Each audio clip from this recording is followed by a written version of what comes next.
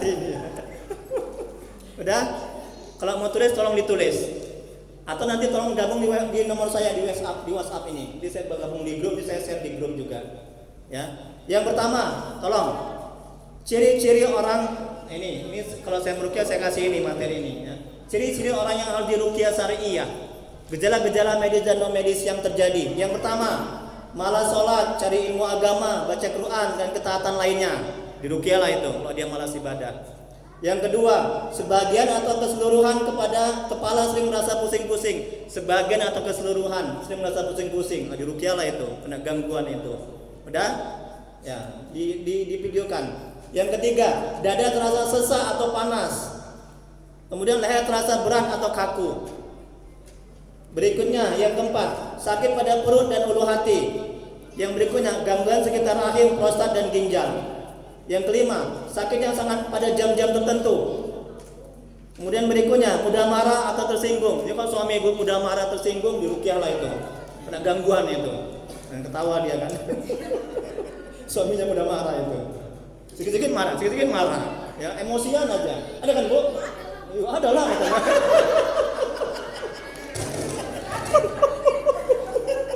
Tapi mudah-mudahan bukan suami ibu ya. Anda menghayati kali. Kemudian berikutnya, yang keenam, sakit yang tiba-tiba datang, tiba-tiba hilang. Kemudian berikutnya, sering bingung. Kemudian berikutnya 7, sering resah, gelisah, takut, minder. Kemudian berikutnya, sering mengantuk setiap beramal ibadah. Ngaji ngantuk aja, wirid ngantuk aja, nonton bola nggak ngantuk. Kalau gosip nggak ngantuk, itu gangguan itu. Ya, jin, diruqyah itu. Bacakan Yasin, ayat kursi, ya. Kemudian berikutnya 8. Sering lupa jumlah rakaat sholat. Ini banyak ini, ya kan, Bu? Iyalah. Nah, betul katanya kan. Sering lupa jumlah rakaat sholat. Ketika sholat 3 apa 4 ya? 3 apa 4 ya? Tengok kan ketawanya di ayat kan. Sering mengalami itu. Iya, banyak kali jemaah saya ini. Diruqyah alhamdulillah sembuh, dia sehat dia.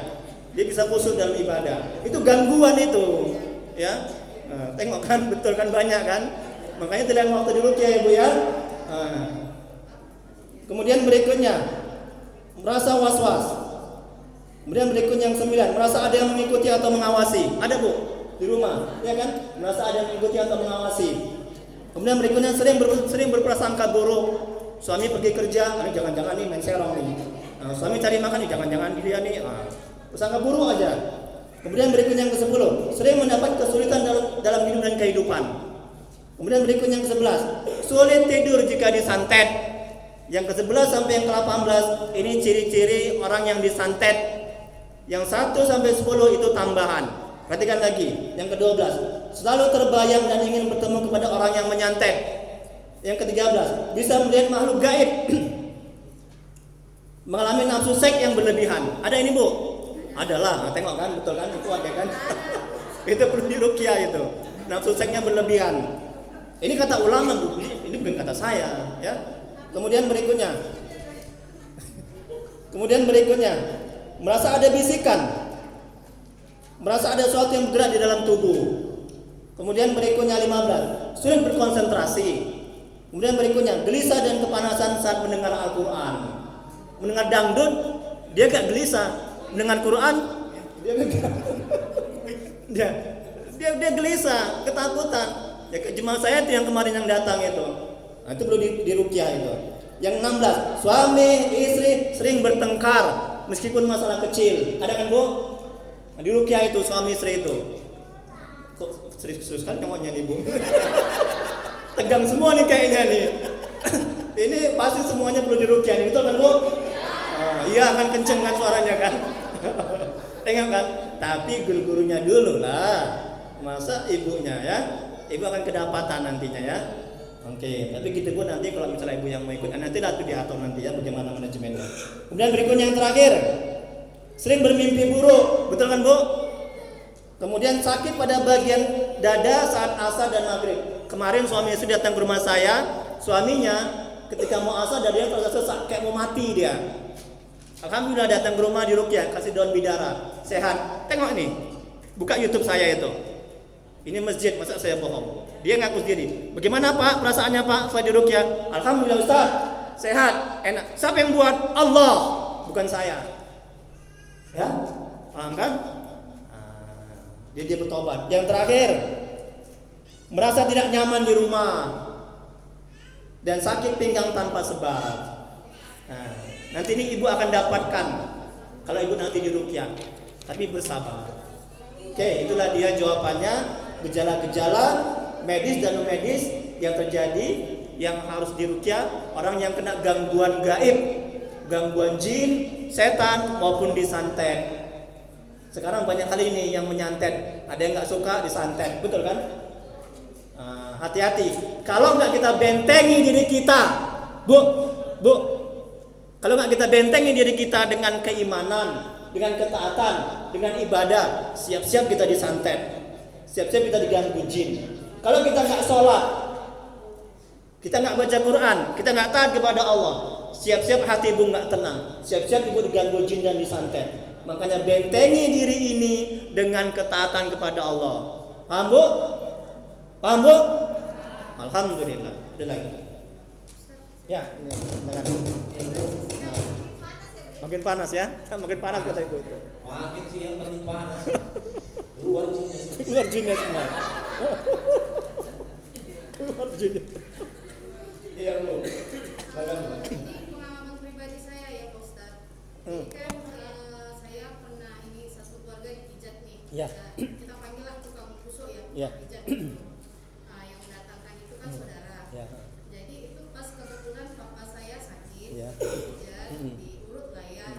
Ya. Mama Ya. dan saya. Jadi waktu pas pada saat urut saya, tukang kusuknya nggak mau. Astagfirullahaladzim. Karena dibilangnya gini. Jadi dia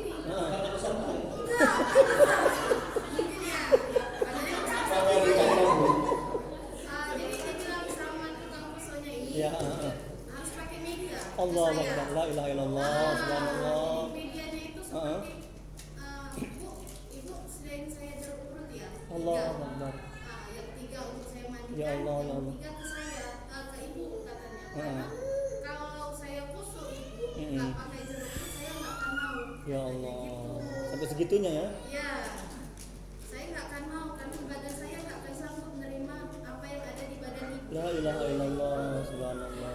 Dan jadi saya kan dalam hal-hal yang goib-goib itu kan saya nggak percaya gitu. Tapi mau nggak mau karena badan memang saya capek, Iya. karena saya perjalanan saya tiap hari kan Medan ke Pakam, Kuala Namu itu setiap hari saya lakukan karena Iya. saya kerja kan. Jadi mau nggak mau saya ikutilah apa yang dibilang tukang kusuk. Nah saya mau nanya hukumnya itu ke saya gimana itu nurutin seperti itu? Ya, Masya Allah.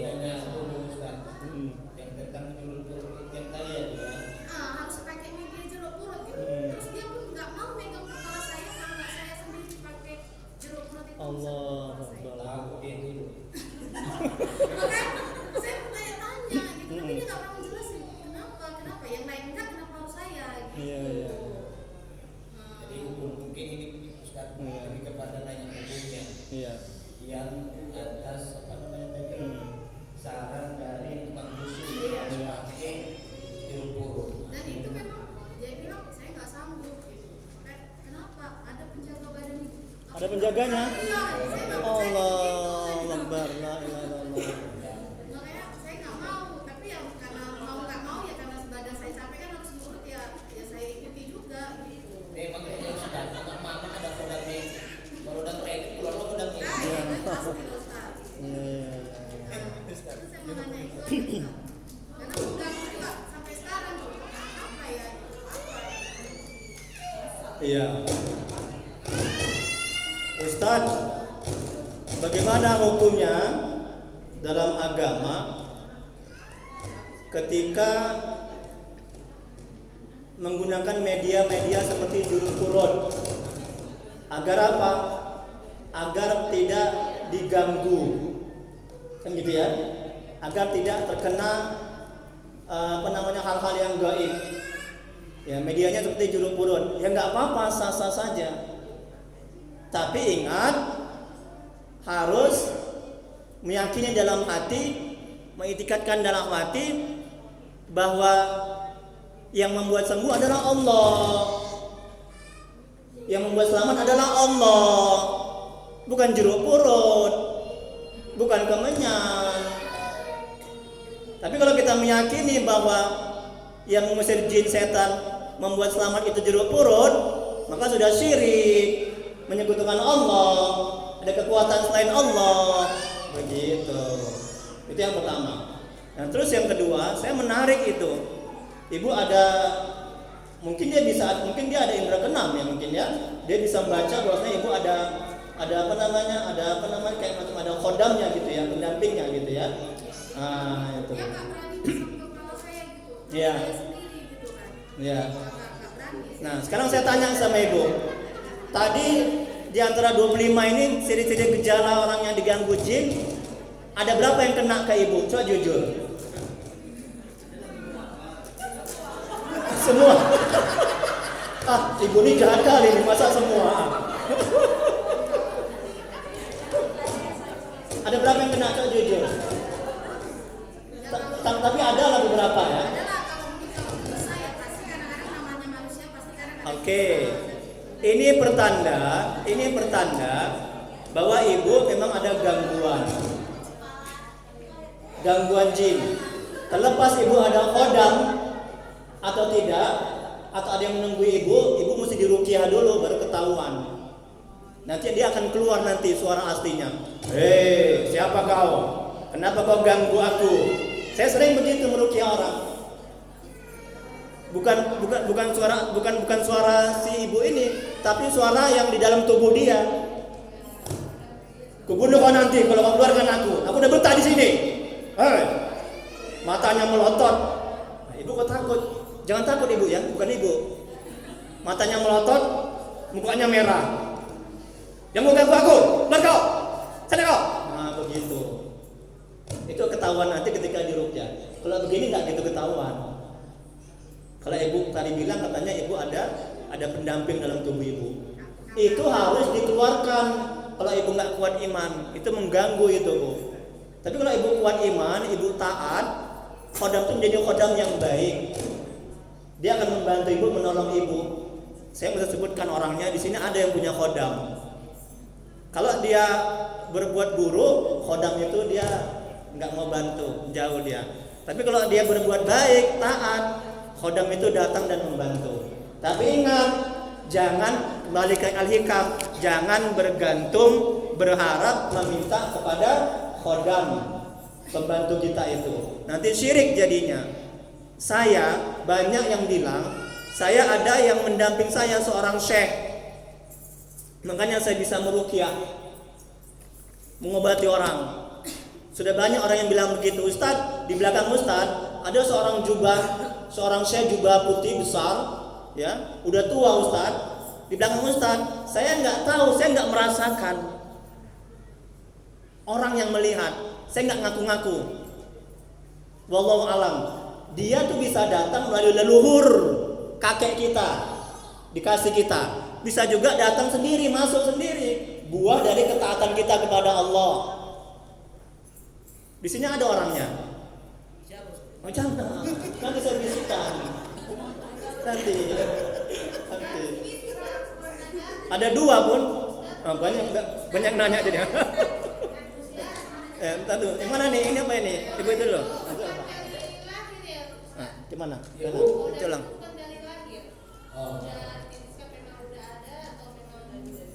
Khodam itu akan dari lahir atau setelah dewasa.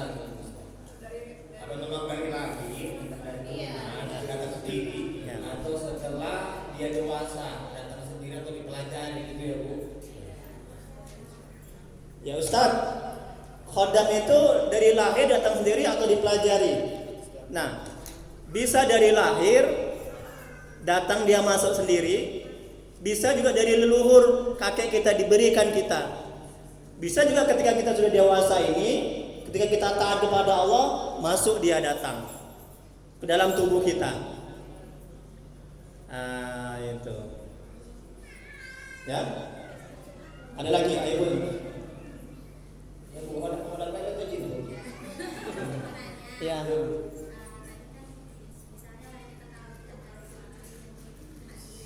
Ya. Tunggu saya tanya, ibu tadi ada nggak banyak yang kena tadi? Jujur. Oh tunggu dulu. Ya baik silakan, maaf ibu. Tapi saya pernah baca di dalam hadis Ya. Ya. Iya, iya, pinter. Iya, Ustadz, ada hadis ya mengatakan kita nggak boleh minta diruqyah. Emang ada hadisnya?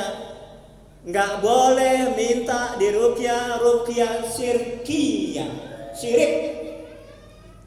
Ruqyah ada dua, ruqyah syari'iyah yang berdasarkan dari Al-Quran, Sunnah, dan para ulama.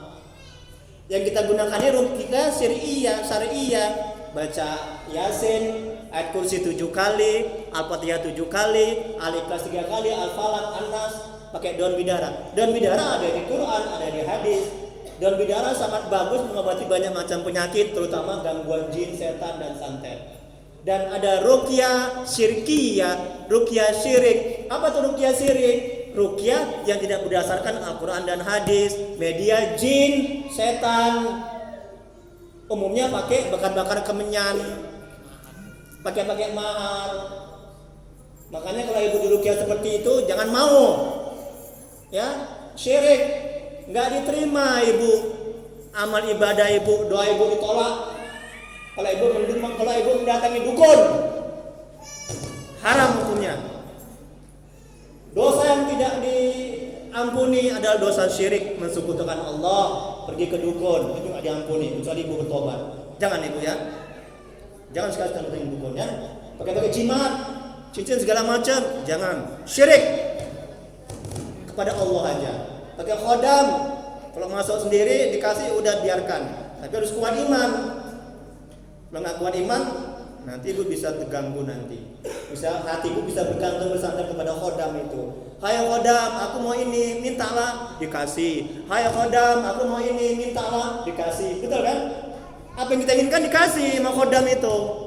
Akhirnya kita lebih percaya bergantung kepada khodam ketimbang kepada Allah. Betul? Akhirnya kita syirik, nauzubillah. Lebih yakin kepada khodam ketimbang kepada Allah. Ya, nauzubillah, mati dalam keadaan syirik kepada Allah, neraka kekal. Nauzubillah. Udah Bu, ini satu pertanyaan lagi ya Bu. Boleh kita mau pakai nanya lagi. Ada lagi kira-kira Bu, ini yang kodam-kodam pembahasan yang menarik ya. Menarik sekali. Banyak kan? Soalnya punya kodam semua. Iya. Tahu Bapak. Punya khodam tahu Bapak.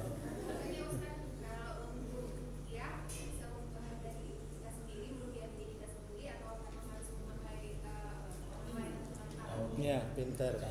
Ya, kalau penting. itu kita Ya. diri sendiri atau perantara orang lain.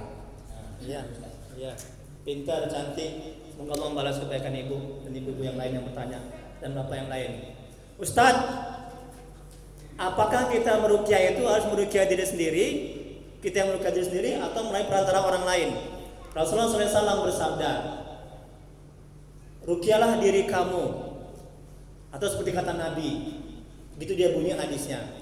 Sunnah hukumnya kita meruqyah diri kita sendiri, terutama mau tidur baca ayat kursi, Al-Fatihah, Al-Ikhlas, Al-Falaq, An-Nas, hembuskan ke tangan, sapukan ke wajah, dan ke muka, ke badan sapukan. Tidur dengan menghadap kiblat. Yang kanan di mereng ke arah kiblat. Itu sunnah Nabi. Tapi kalau kita nggak mampu, bacaan kita masih berselema, tajwidnya, makhrajnya, pengucapannya, bukan tambah keluar jinnya, tambah masuk jinnya nanti. Kalau kita nggak mampu, minta tolong Ustaz yang bacaannya sudah baik, tajwidnya, makhrajnya, yang ibadahnya sudah banyak, yang hatinya sudah mulai bersih, ya. Nah, tapi kalau untuk sendiri, kalau mau tidur, kalau mau misalnya ada gangguan ya nggak apa-apa juga coba, ya sendiri, coba sendiri, ya bagus baik. Baik, itu lagi. Nah itu ya Bu, yang masalah ruqyah. Saya ikut grup Ustadz Tri juga, Ya. ya ada 2 grup itu. Ya. Dari Menhati 1 sampai Menhati 2. Ya, Jadi pengalaman aja ya Bu, sharing aja kita Bu. ya.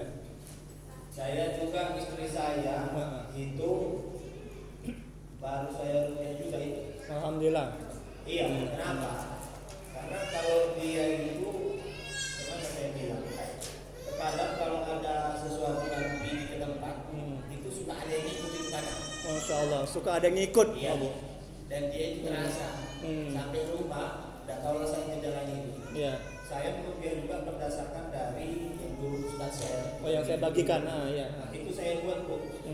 Kemudian saya bacakan yang situ juga, Iya. ayat, nah itulah tiap hari sampai sekarang itu saya buat. Alhamdulillah, alhamdulillah Bu, bisa dicontoh itu Bu.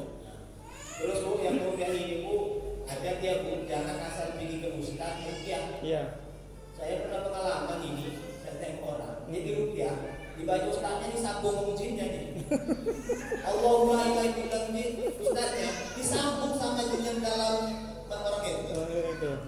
Jadi saya ketawa. Bukan dia maksudnya keluar jinnya. Jadi kayak ngeledekin Ustaznya juga. Betul. Iya. Ya Bu, jadi kalau saya sih pribadi yang namanya hodam jin itu gak usah berharap itu dan jangan bangga punya hodam. Betul. Jangan bangga punya hodam. Ya.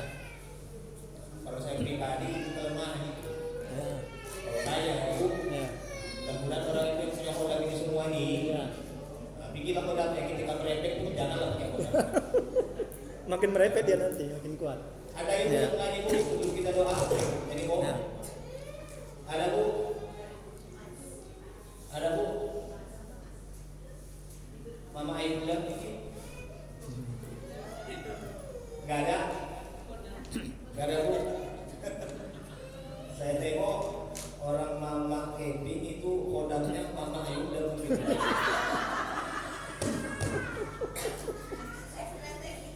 Maaf ya bercanda, bercanda. Saya kodam saya di samping. Canda Bu, canda. Canda yang jadi nggak ada lagi ya Bu ya. Nggak ada lagi Bu, mungkin untuk ceramahnya sampai sini, mungkin langsung kita masuk kepada doa. Setelah doa baru kita nanti memulai pembagian hadiah. Ya Bu. Ya. Astaghfirullahaladzim. Alladzi la ilaha illa huwa al-hayyul qayyum. Astaghfirullahaladzim. Alladzi la ilaha. Astaghfirullahaladzim. Alladzi la ilaha. Allahumma salli ala sayyidina Muhammad wa ala alihi wasallam. Allahumma salli ala sayyidina Muhammad wa ala alihi wasallam. Allahumma salli ala sayyidina Muhammad wa ala alihi wasallam. Bismillahirrahmanirrahim. Alhamdulillahirabbil alamin. Hamdan yu'affi ni'amahu wa yukafi mazidah. Ya Rabbana lakal hamdu kama yanbaghi li jalali wajhika wa 'azimi sultanik. Allahumma shalli ala sayyidina Muhammad wa ala ali sayyidina Muhammad. Ya Allah Rahmanir Rahim. Dengan keberkahan dan kemuliaan Nabi Muhammad SAW dan sahabat-sahabat, dengan keberkahan dan kemuliaan Syekh Al-Fadhil Al-Jaini, ampuni ya Allah dosa orang tua kami, ampuni sebesar apapun masa lalu mereka, terima amal ibadah mereka, terima tobat mereka, kasihanilah mereka ya Allah. Ya Allah, ampuni dosa orang tua kami yang telah mendahului kami, jauhkan mereka dari siksa kubur, jadikan kuburan mereka taman-taman surga, tempatkan mereka di surga sebagai surga ya Allah. Ya Allah, mohon ya Allah, tolong ya Allah, ampuni dosa dan maksiat kami ya Allah, ampuni sebesar apapun masa lalu kami, terima amal ibadah kami, terima tobat kami, kasihanilah kami ya Allah, murahkan rezeki kami dan berkahi, mudahkan urusan kami dan berkahi, panjangkan umur kami dan berkahi ya Allah. Ya Allah yang Maha Menatap, jadikan keluarga kami keluarga yang sakinah mawaddah warahmah, jadikan anak-anak kami anak yang soleh dan solehah, jauhkan kami dari musibah dan bala bencana ya Allah, jauhkan kami dari perbuatan syaitan, jin dan orang-orang yang jahat kepada kami ya Allah. Ya Allah, mohon ya Allah, tolong ya Allah, tuntun hati kami agar bisa istiqomah di jalan, agar bisa selalu mengingat, agar bisa selalu berselawat kepada-Mu ya Allah. Ya Allah, bila di antara kami, keluarga kami, saudara kami, jemaah ini ada yang sakit, mohon sembuhkan penyakitnya ya Allah, angkat penyakitnya ya Allah. Bila di antara kami, keluarga kami, saudara kami ada yang mendapat musibah, tolong angkat musibahnya ya Allah. Ya Allah, mohon ya Allah, tolong ya Allah, jaga hati kami ya Allah, jaga hati kami ya Allah, jaga hati kami ya Allah, agar tidak bersandar berharap kepada makhluk, pada dunia yang fana ini ya Allah. Rabbana atina fid dunya hasanah wa fil akhirati hasanatan wa qina azabannar. Wa sallallahu ala sayyidina Muhammad wa ala alihi wasallam. Subhana rabbika rabbil izzati amma yasifun wa salamun alal mursalin walhamdulillahi rabbil alamin. Allahumma shalli ala sayyidina Muhammad. Taqabbalallahu minkum. Assalamualaikum warahmatullahi wabarakatuh. Ya Bu, mungkin